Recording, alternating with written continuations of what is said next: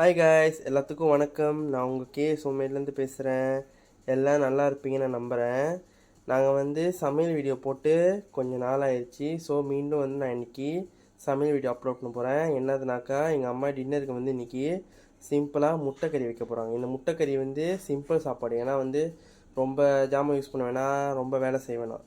Just முட்டையை அவிச்சு இல்லைன்னா முட்டையை பொரிச்சு கூட நம்ம இந்த முட்டைக்கறி வச்சுக்கலாம். ஸோ யார் யாரெல்லாம் வேலை முடிஞ்சு வரீங்களோ அவங்க கூட இந்த முட்டைக்கறியை வச்சு சாப்பிட்லாம். வாங்க அதுக்கான இன்க்ரீடியன்ஸை பார்த்துடலாம். ஃபர்ஸ்ட் அதுக்கு தேவையானது முட்டை அவிச்சு எடுத்துக்கோங்க. சாரி கேஸ், நம்மள முட்டையை கொஞ்சம் தான் அவிச்சனால அதோட தோல்லாம் உறிஞ்சிச்சு, சாரி. ஸோ முட்டை நாங்கள் 7 எடுத்துக்கிட்டோம். அப்புறம் இதில் ஏலக்காய், பூங்கா, லாவாங் இது ரெண்டுமே நாங்கள் சேர்த்துருக்கோம். அப்புறம் உருளைக்கிழங்கு 5 சின்ன சின்னதாக வெட்டிக்கிட்டோம். அப்புறம் வெங்காயம் 1, பெரிய வெங்காயம், தக்காளி பழம் 1, கருவேப்பிலை கொஞ்சம், பூண்டு ஒரு 5 பல், கடுகு தலைப்பு ரொம்ப முக்கியம். அப்புறம் கோழிக்கறித்தூள். சில பேர் வீட்டில் முட்டை கறிக்கு மீன் கறித்தூள் வைப்பாங்க, நாங்கள் கோழிக்கறித்தூள் வைக்கிறோம். ஸோ வாங்க நம்ம சமைக்கிற வீடியோவுக்கு போகலாம். வழக்கம் போல் சட்டி தட்டியோ அதில் எண்ணெயை ஊற்றி எண்ணெயை சூடாகிற வரைக்கும் வெயிட் பண்ணுங்கள். எண்ணெய் சூடானதுக்கப்புறம் கடுகு தலைப்பையும் அப்புறம் எடுத்து வச்ச மல்லியும் ஏலக்காவையும் பூங்கனாவையும் சேர்த்துக்கணும். சேர்த்துக்கிட்டு வெட்டி வச்ச வெங்காயம் அப்புறம் பூண்டு எங்கள் அம்மா இடிக்கலை, எங்கள் அம்மா அப்படியே முழுசா போடுறாங்க. ரொம்ப வேணாம், ஏன்னா பூண்டு ஒரு ருசிக்கு தான். அப்படி நீங்கள் இடிக்க போனால் இடிக்க போட்டுக்கலாம், பிரச்சனை இல்லை. எங்கள் அம்மா பூண்டு ஒரு 5 கிலோ அப்படி தான் போடுறாங்க. போட்டு நல்லா வதக்கணும். இதெல்லாம் நல்லா மிக்ஸ் ஆகி அந்த வெங்காயம் நல்லா ப்ரௌன் கலர் வரைக்கும் நல்லா வதக்கணுங்க. ஸோ பாருங்க, வெங்காயம் நல்லா இப்படி வந்ததுக்கப்புறம் வெட்டி வச்ச உருளைக்கிழங்க நீங்கள் அதை சேர்த்துக்கலாம். உருளைக்கிழங்கு சேர்த்துக்கிட்டு நல்லா அதையும் வதக்கணும். உருளைக்கிழங்கு வேக கொஞ்சம் லேட் ஆகும், ஏன்னா உருளைக்கிழங்கு லம்பூட் ஆகணும். நீங்கள் சீக்கிரமாக இது பண்ணிங்கன்னா அது அப்படியே க்ராஸாக இருக்கும். ஸோ பாருங்க கேஸ், உருளைக்கிழங்கு நல்லா அப்படி வந்ததுக்கப்புறம் வெட்டி வச்சு தக்காளி கிழங்கையும் கருப்பிலையும் நீங்கள் மொத்தமாக அதை சேர்த்துக்கோங்க.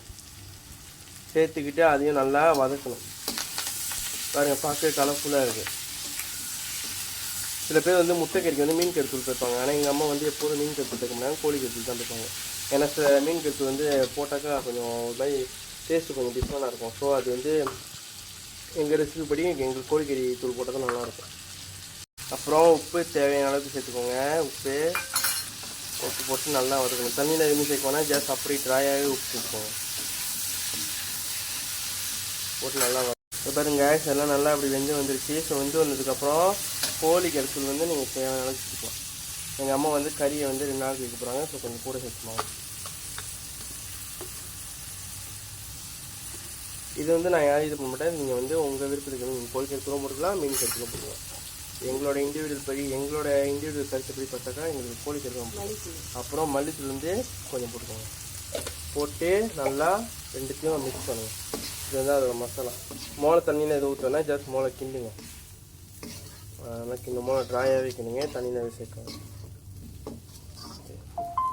அப்புறம் தண்ணி சேர்த்துக்கோங்க.